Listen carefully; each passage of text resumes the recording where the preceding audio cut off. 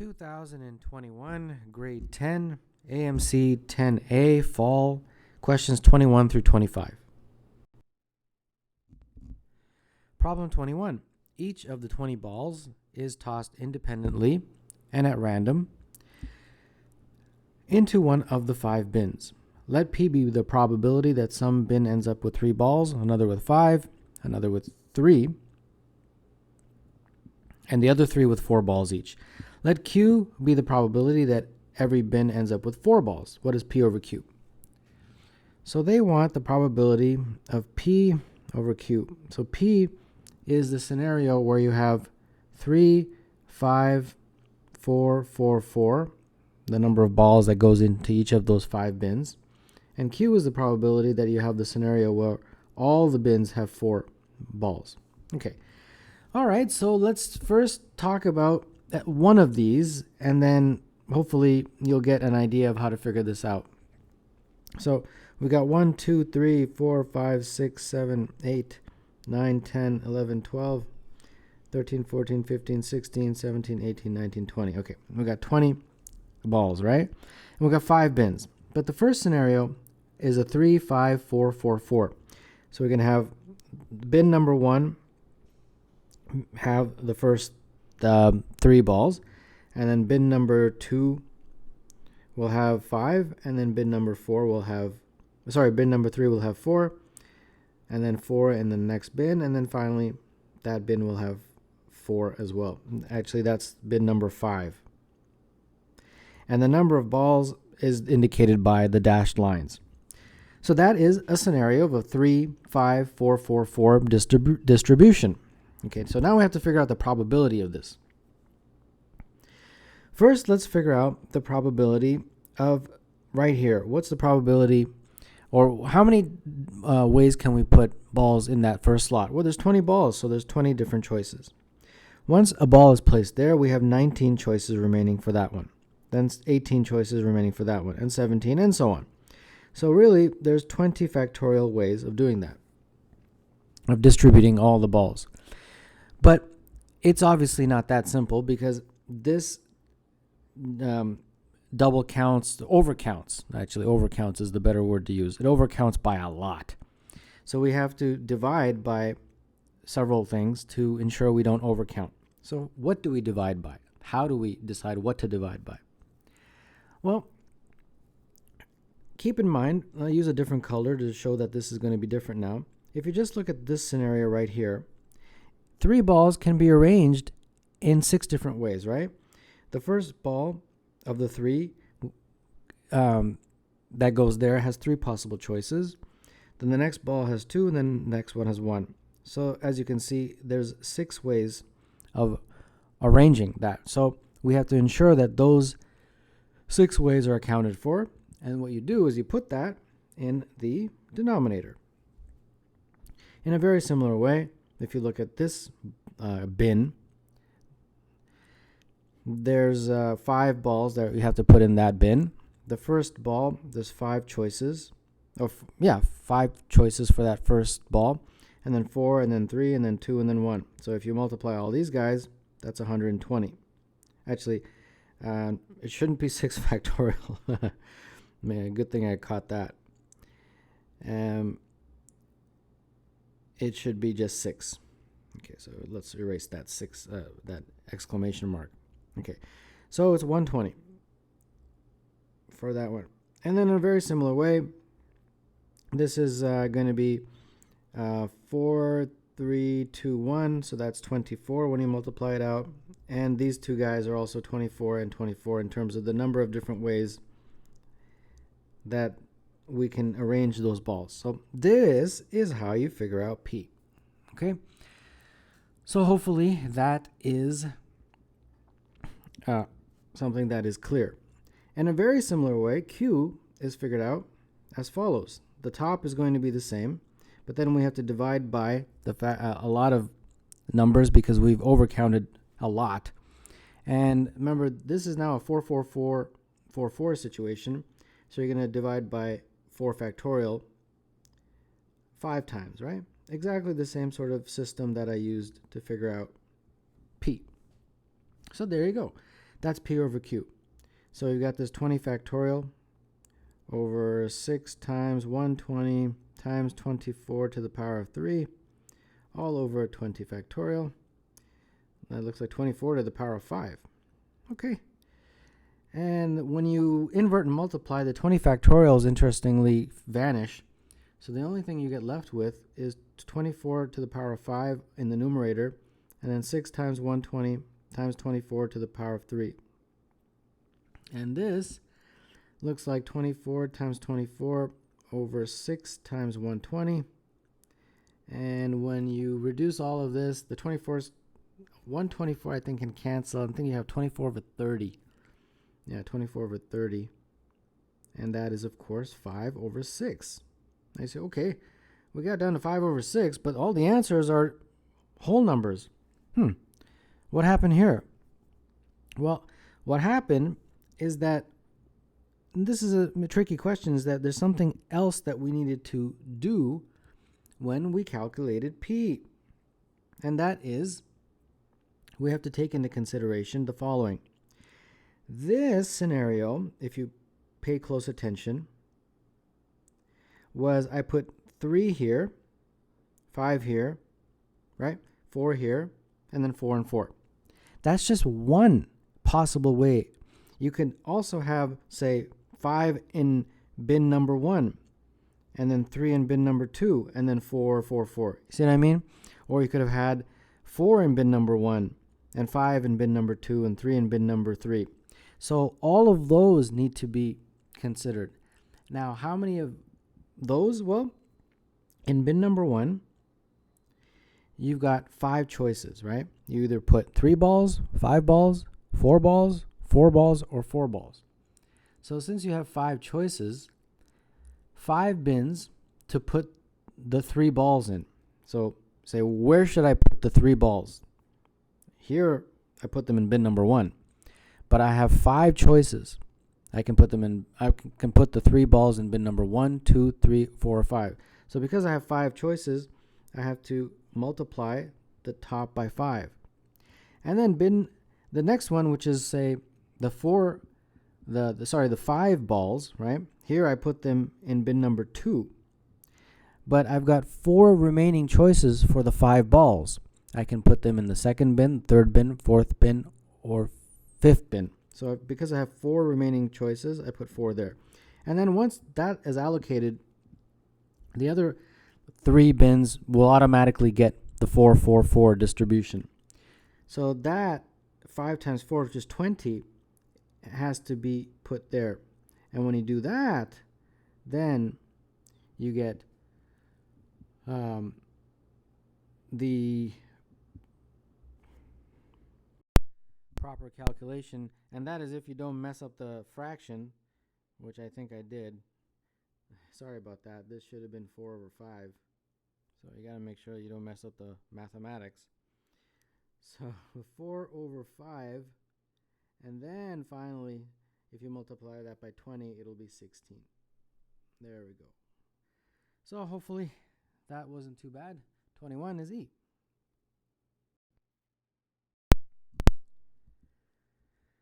Problem 22. Inside a right circular cone with base 5, radius 5, and height 12 are 3 congruent spheres with radius r. Each sphere is tangent to the other 2 spheres and also tangent to the base and side of cone. What is r? So the first thing we need to do is draw a diagram, and hopefully this diagram will be good enough to explain what's going on. So we have to draw very carefully what's happening here. So what I'm going to do is actually draw a couple scenarios, and the hope is that the 2 scenarios together you'll be able to understand what's going on. So let's just draw the first one. Okay, so I have to now explain this carefully here without making this diagram too messy. So first, let's just label what they gave us. They gave us a radius of 5 of that cone. So from here to here is 5. And this top to bottom here is 12. So just put the 12 there. And I've drawn this in a way that that's a right angle. And therefore, with Pythagoras, you can easily figure out that that hypotenuse is 13. Okay? And then let's label the radius of this circle, or it's actually a sphere, right? Yeah, there's spheres. So this is 2D, so you have to kind of envision that this is 3D. So the radius, if that's the center, will be from there to there. Then we'll just call it R. And from there to there is also R, since they're saying that it is tangent to the other two spheres and tangent to the base and the side of the cone. Okay, now because this is 2D, this diagram here, I kind of wanted to illustrate what will look like inside, like a bird's eye view, where the three spheres are tangent to each other. And we'll draw centers like that. And then, of course, we'll connect the centers like that. And then we need to draw the center of that cone.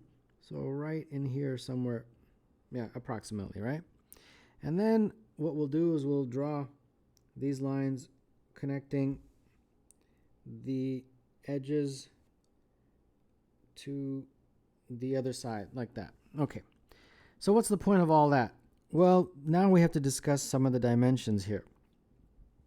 Okay, so from here to here, that's R, that's the radius, and from here to there, that's also R. And then from here to there is also R. Now, this triangle I'm going to draw here, it's kind of messy in there.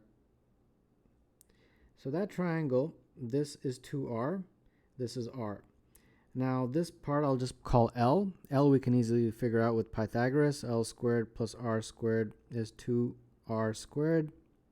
And therefore L squared looks like 3R squared. L is root 3R. Okay? Now, there's a property that when you have this kind of a shape right here, the ratio from there to there to there to there is 2 to 1. So that means from here to here compared to here is 2 to 1 ratio, so 2 to 1.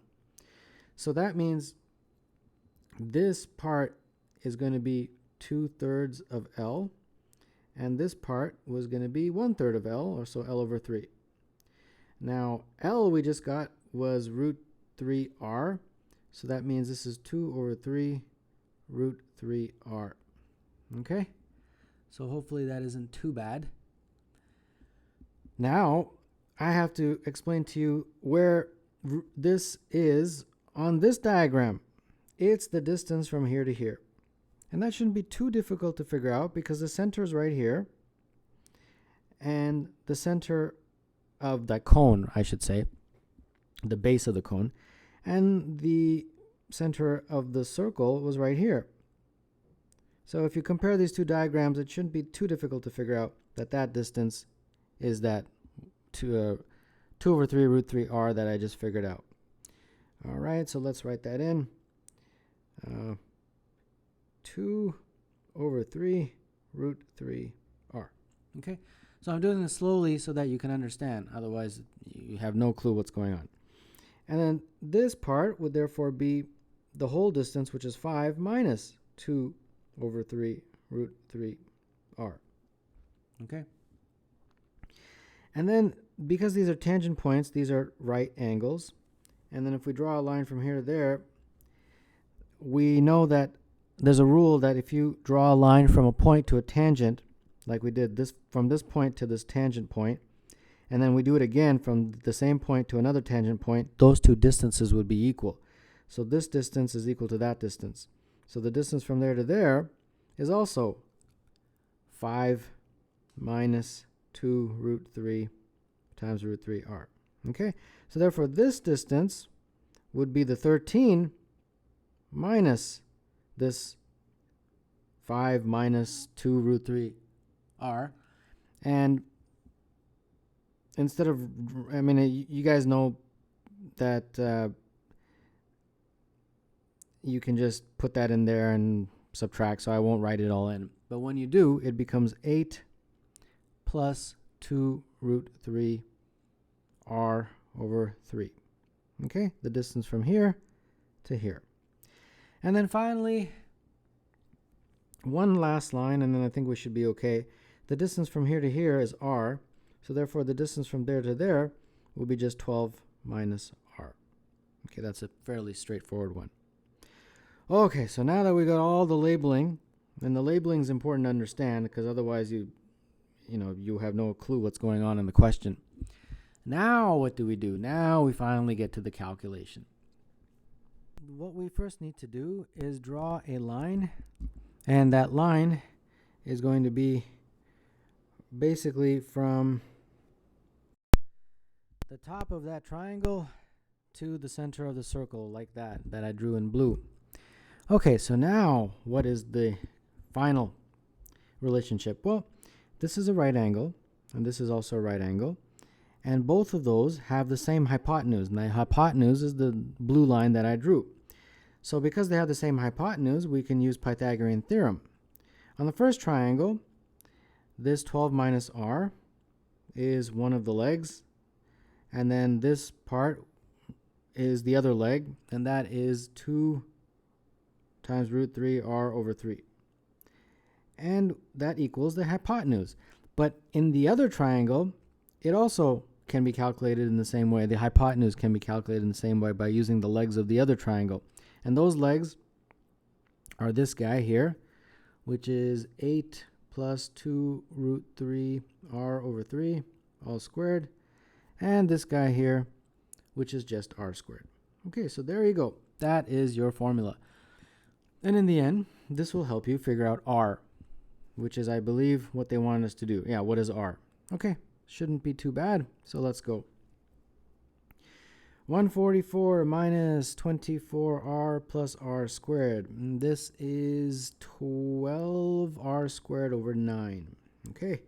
And then on the other side, we've got 64 plus 32 root 3 r over 3 plus 12r squared over 9. And then this lone r squared. This cancels with that. This cancels with that, so that's good. I think anything else we can do? 64 and then 144, when you combine those, you get 80. And then bring this over to the other side. So we got 32 root 3 r over 3 plus 24r.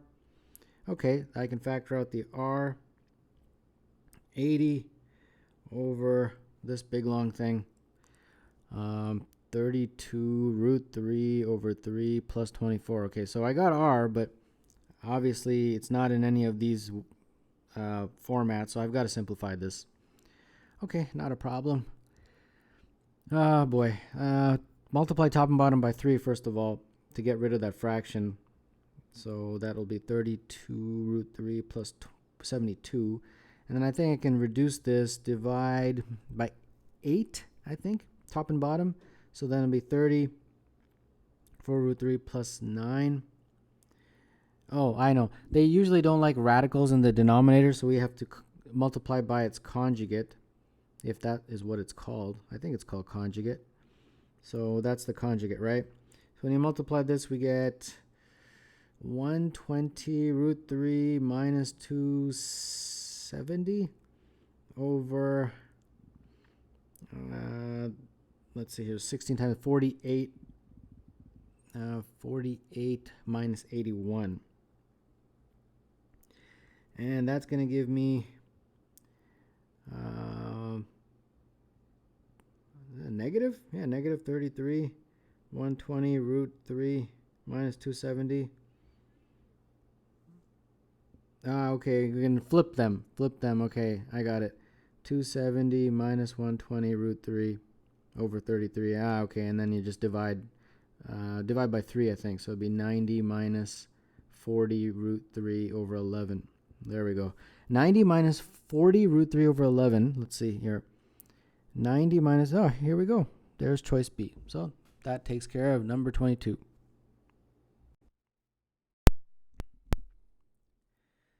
For each positive integer n, let f at 1 at n be twice the number of positive integer divisors of n for j greater than or equal to 2. Let f at j at n equal f at 1 at f at j at 1 at n for how many values of n less than or equal to 50 is f at 50 of n equal to 12. All right.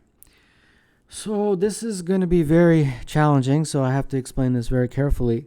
First, what we do is we try to understand what this question is talking about. Let's start with a basic example. Let's try f at 1 at n, and we'll use some n. Okay, let n equal, let's say n is 15. Okay? So 15, I'll just break it up into 3 times 5. So it's 3 times 5, and I put powers of 1 like that. Okay? Now, these numbers are very small, so we can just sort of figure it out on our own manually. So first I'll figure it out manually. How many divisors are there? Positive integer divisors, okay, of 15. 1, 3, 5, and 15. So there's 4. There's 4 positive integer divisors of 15, of n. And n is a 15 in this particular example. So therefore, f at 1 of n, which is 15, will be twice that. So 2 times 4, which is 8. So f at 1 at 15 is 8. So I hope you figured out, I hope you understood how I figured that out. Okay, so now let's take it one step further and get into this recursive type of situation where now they figure out f at 2 of n, and n in our case is 15. Well, how do you figure out f at 2? Well, according to that formula, it's f at 1 of f at 1 of n, which in our case is 15. Okay? Well, f at 1 of this, well, this whole thing is 8, according to what we did. So now we got to figure out f at 1 of 8. Okay? So same thing. 8 has how many positive integer divisors? Well, what is 8, first of all? 8 is 2 to the power 3, right? So we have 1, 2, 4, and 8. Is that it? Yeah, so there's 4. 4 positive integer divisors of 8. So therefore, since f at 1 of n is twice the number of positive integer divisors, it'll be 2 times 4, which is 8. Okay, so that's just an example of how to figure this out. Now, one thing I want to talk about before I get into the question is, how do you actually figure out the number of positive integer divisors of any number? Do you have to manually write them out like I did here? It's easy when the numbers are small, but once the numbers get a little bit bigger, manually writing them out is quite time consuming. So there's a quicker way. What you do is you take any number and you break it up into its prime factors. So let's say the prime factors are p and q. And then you make sure you put the exponents correctly. So p to the power of, say, whatever letters you want to use, a, and q to the power of b, right? Just like how I did up here. The number of positive integer divisors is a plus 1 times b plus 1. That's a very nice, simple formula that you can use. Now, I've only used 2 prime factors here because I want to make it simple. I don't want to get too complicated here because otherwise I'll lose most of you. But that's how you figure out the number of positive integer divisors. First, break up the number into prime factors and then use the exponents to calculate the number. All right, so here we go. Here we go with the question. What they want you to do is figure out f50 of n equals 12, right? So how many values of n is this true for? All right. Well, we need to kind of go a little bit backward here. And let me explain. We have to understand that this recursive formula will go all the way back to f at 1, right? Using this formula up here. So this would eventually be something like this. It would be f at 49 at f at, it would be f at 1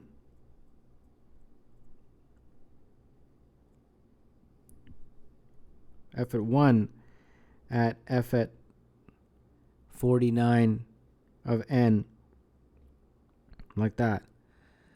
So eventually you're going to have to go backward. So because we have to go backward, we have to get some sort of understanding of what does a 12 give us. So let me explain. So if we have f at 1 of n is 12, what does that mean? How did we get 12?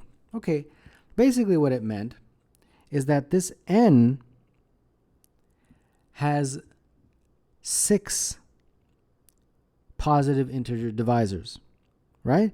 Because f at 1 is twice the number.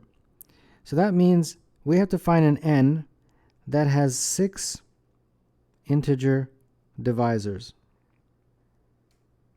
And if that's the case, then f at n would be equal to 2 times 6, which is 12. Correct? Okay. So how do we figure out a number that has 6 integer divisors? Well, let's see. I actually just immediately looked at 12 and say, does 12 have 6 integer divisors? Well, what is 12? 12 is 2 to the power of 2 times 3 to the power of 1. Now, using that formula I showed you earlier, the number of integer divisors would be 2 plus 1 plus this 1 plus 1, which is 3 times 2, which is 6. Or if you want to do it manually, you can write them out. The number of integer divisors of 12 are 1, 2, 3, 4, 6, and 12. There you go, 6. So 12 works. If n is 12, then this formula holds true. Okay, but what about f at 2? f at 2 of n, which would be f at 1 times f at 1 of n. Let's see what happens here. F at 1 at f at 1 of n. F at 1 of n is 12 from up here. So put that in here. And then we have, again, f at 1 of 12 again. And we just figured out that f at 1 of 12 is the number of positive integer divisors of 12, which is 6, times 2, which is 12. So it seems like no matter what the iteration is, if 12 is the number, it's always 12 as an answer. So f at 3, which would be f at 1 of f at 2 of n. This is f at 1. F at 2 of n is 12. And there we go. We're right back to the same thing again. So 12 seems to be a recurring theme, meaning it's the same. So that means that we need a number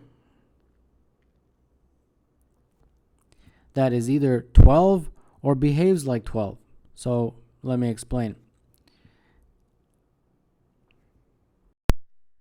In order to get this to work, we have to have an n that has 6 integer divisors right here.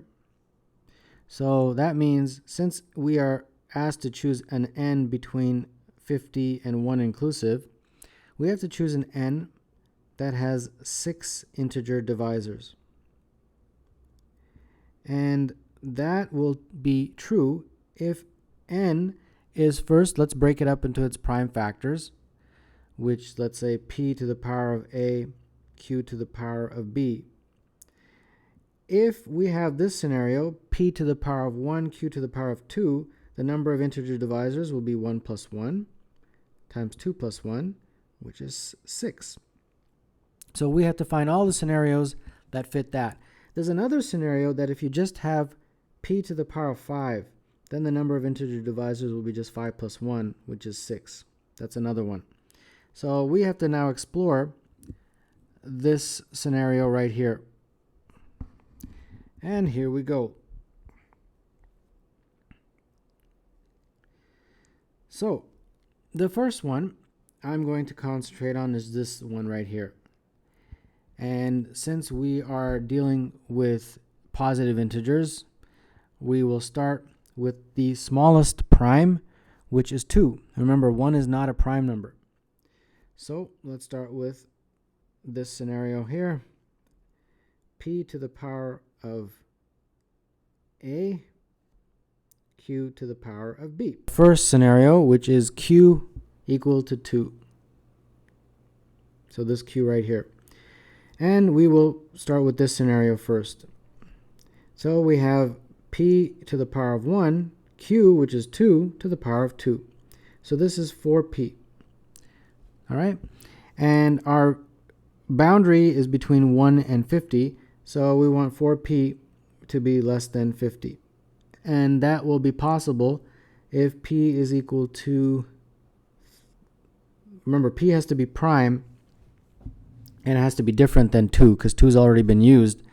So the next prime we can use is 3, 5, 7, 11, and 13. And that's it. So when we do that, the values we get for n would be, let's see here, n would therefore equal 12, 20, 28, and 44. Okay, so we got a few so far. We got 4 so far. And what are the answer choices? 7, 8, 9, 10, 11. Okay, so we got to find obviously some more here. Okay. All right, well, that's a pretty good start though. We found 4. Now I guess we have to go and see what happens if we choose another prime. So we've chosen q equals 3. Q equals 2. Let's try q equals 3 now. If q equals 3, now n is p to the power of 1. Again, we're using this scenario. And now 3 to the power of 2. Like that.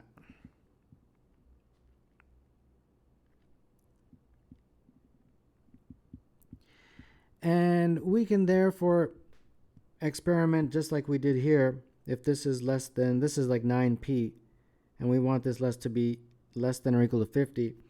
So we can get that for p equals 2 and p equals 5. And I think that's it. So that would give us values of n would be 18 and 45. Okay. And then similarly, you just keep going here. If q equals 5, you have n is equal to p to the power of 1 times 25. And the only way you're going to get that less than 50 is if p is equal to 2, and therefore n would be 50. And I think if you experiment with this a little bit more, moving up, choosing values for p, if p is equal to 3, then we get 3 to the power of 1 q squared. And the only way that's going to be less than 50 is if q is 2 or q is equal to 5, which would get values of n of 12 and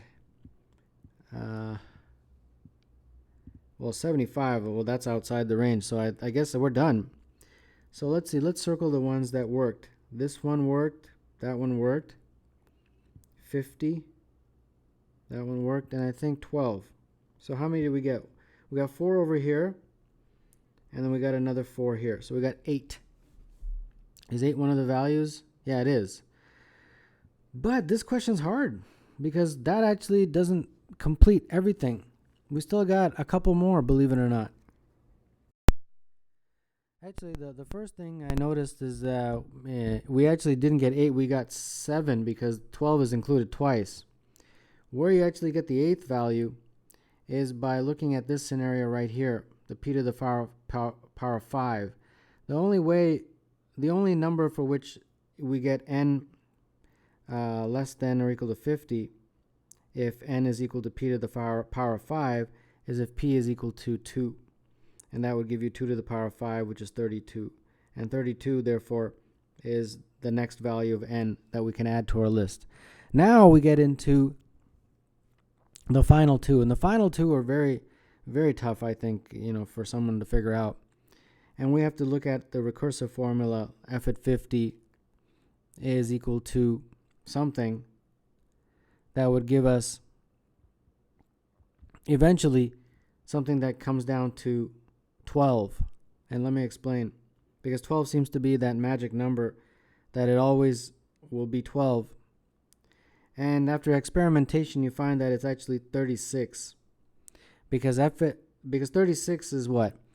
2 to the power of 2 times 3 to the power of 2, right? So the number of divisors would be 2 plus 1 times 2 plus 1, which is 9, right?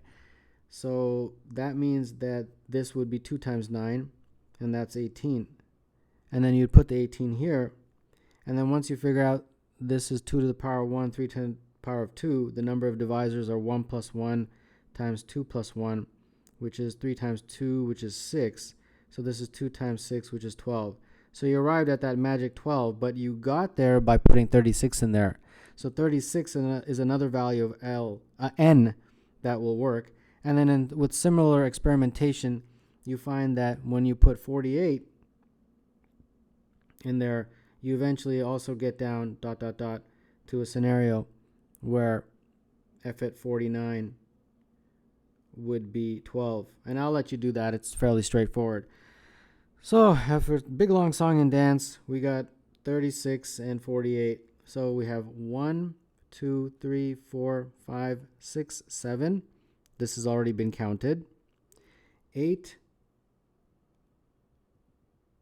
9, and 10. So 10 is the answer. And therefore number 23 is D. Problem 24. Each of the 12 edges of a cube is labeled 0 or 1.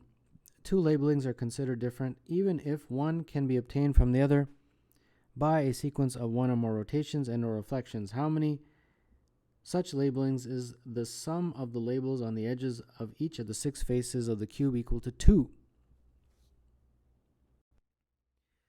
So these diagrams hopefully will explain this question. So the first scenario is right here at the top, and this basically describes what the question stem is asking, that you labeled the edges either 0 or 1, and then when you add up the numbers on each face, it will equal 2. So if you look at the top face, 0, 0, 1, 1, if you add them up, it's 2. Opposite edges, in this case, have the same number.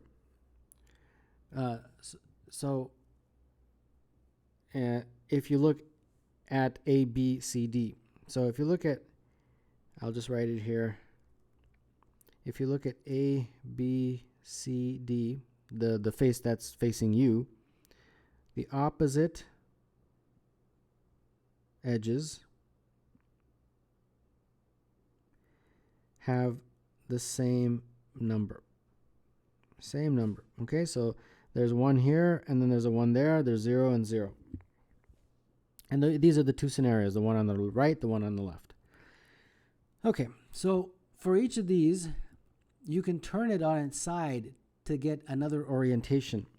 So you can turn onto its side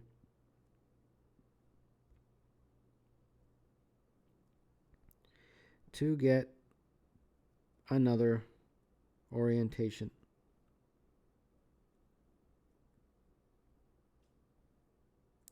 So that means there's 2 orientations here and 2 orientations here. So we've got 4. 4 in total. 2 here, 2 here. So I'll just put 4 there. And they also want you to figure out the other scenario, which is where the opposite edges have the different number. So that's what these guys down here are all about. All right, so let's look at those guys. With these ones, the opposite edges have different labels. Opposite edges have different numbers. And in particular, what we're looking at is the face ABCD. Now, for each of these, each has 4 rotations. So for example, if we just look at this guy right here, initially we have 0, 1, 1, 0, right? If you look at A, B, C, D. But that can also be rotated to 1, 1, 0, 0. It can be rotated again to either 1, 1, 0, 0. It can be rotated again to 1, 1, 0, 0, like that. So each of these has 4. So there's 4 possibilities there, 4 here, 4 here, and 4 here. Okay. So once that happens, because the other sides were labeled slightly differently, you notice like here it's 0, 1, 0. Here it's 0, 0, 1. Here it's 1, 0, 0. And here the top is the same, but the bottom is different. It's 1, 1, 0 here. And you'll notice like the arrangements of the top and bottoms are slightly different for all 4. And each of those 4 will produce 4. So 4 here, 4 here, 4 here, 4 here. So another 16 here for those guys. So 4 up there, 16 down here. When you add them all up, the grand total is 20. So 20 is the answer to this question, and that was choice E. A quadratic polynomial with real coefficients and a leading coefficient of 1 is called disrespectful if the equation p at x is equal to 0 is satisfied by exactly 3 real numbers. Among all the disrespectful quadratic polynomials, there is a unique such polynomial p squiggle of x for which the sum of the roots is maximized. What is p squiggle of 1? Okay. So let's first talk about this. The question is talking about a polynomial, and we're going to use polynomial in the form x minus h squared plus k. Not the standard form, ax squared plus bx plus c, because this form is a little bit more helpful. So this is what you call the vertex form. You guys remember this, right? With that point there.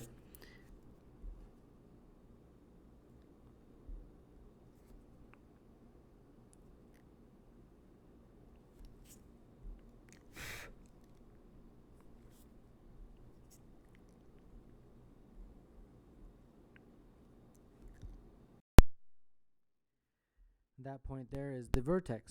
So it would be hk. So this point right here, that's h, and that's k. So for example, if h was 5 and this is 2, it would be x minus 5 squared plus 2. Got it? Okay. So that's what we're going to use. So we have p at x is going to be of this form, x minus h squared plus k. Now, remember, they want you to work with some unique polynomial. So I will say, okay, I have no idea what that polynomial is, but that p squiggle x, I'll call the roots r1 and r2. Let these be the roots. And we'll work with this here. All right. So they've told us that p at x is equal to 0 up here in the question. Okay, now that is basically telling me that either p at x is equal to the first root or p at x is equal to the second root. Because that's how you would get 0 if you put a root in there.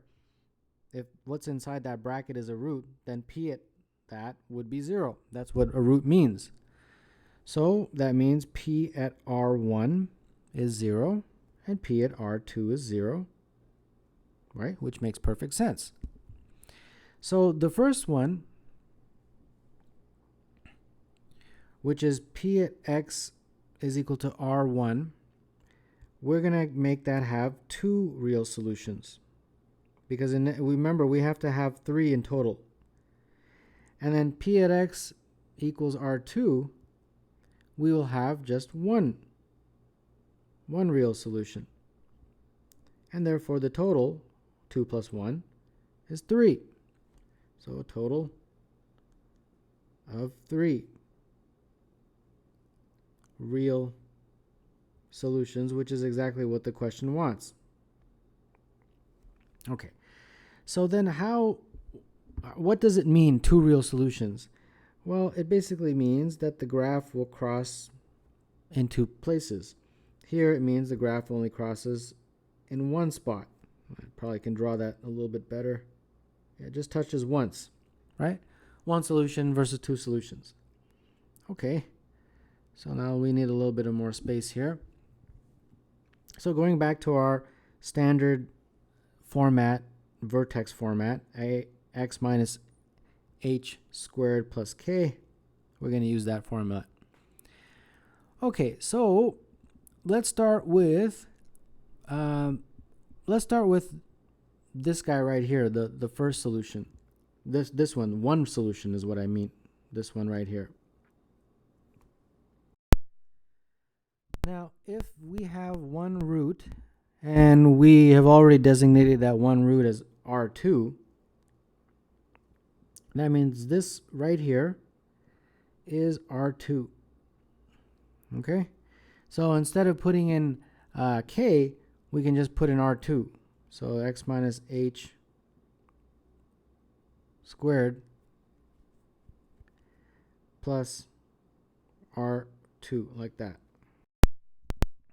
And now we take into consideration the fact that we have p at R2 is equal to 0 from up here. And then we can sub that in. So using this formula and this formula, we would get 0 is equal to R2 minus h squared plus R2. And then now we have to expand this. So this will give us R2 squared minus 2R2h plus h squared plus R2 is equal to 0. And that would be R2 squared, when you simplify this, plus 1 minus 2h R2 plus h squared is equal to 0. We'll call that equation 1. Now, for this to have real solutions, the discriminant must be greater than or equal to 0. So the discriminant must be greater than or equal to 0 for real solutions. So the discriminant for that, remember, discriminant is b squared minus 4ac. So applying that to this equation, that would mean b squared would be 1 minus 2h squared minus 4 times 1 times h squared, and that's got to be greater than or equal to 0. So that's going to be 1 minus 4h plus 4h squared minus 4h squared, and therefore 1 is greater than 4h, and therefore h is less than or equal to a quarter. Okay. And now what we have to do is explore something called Vieta's. So Vieta's formula, some of you may remember this, says that if you have any polynomial like that, the sum of the roots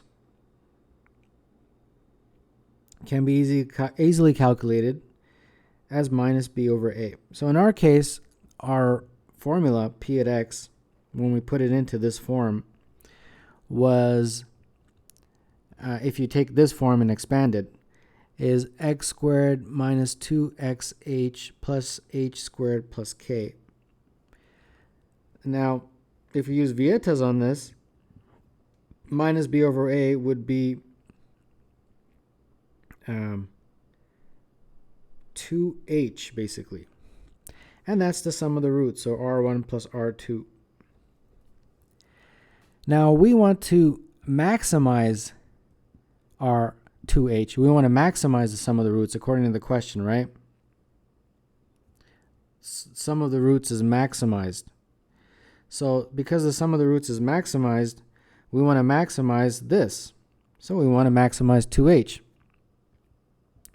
But we've already been given a parameter for h we've calculated right here, that h has to be less than or equal to a quarter.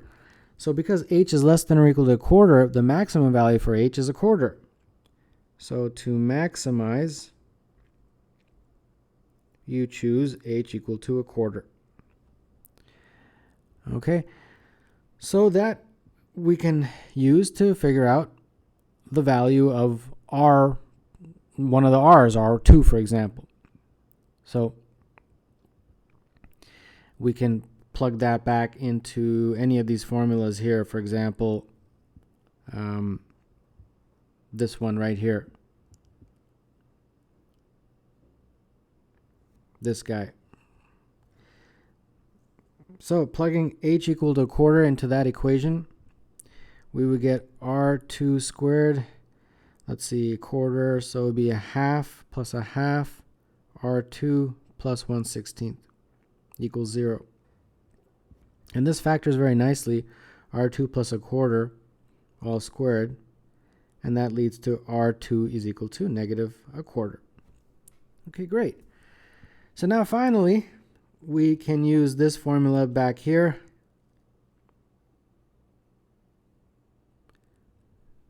This one right here.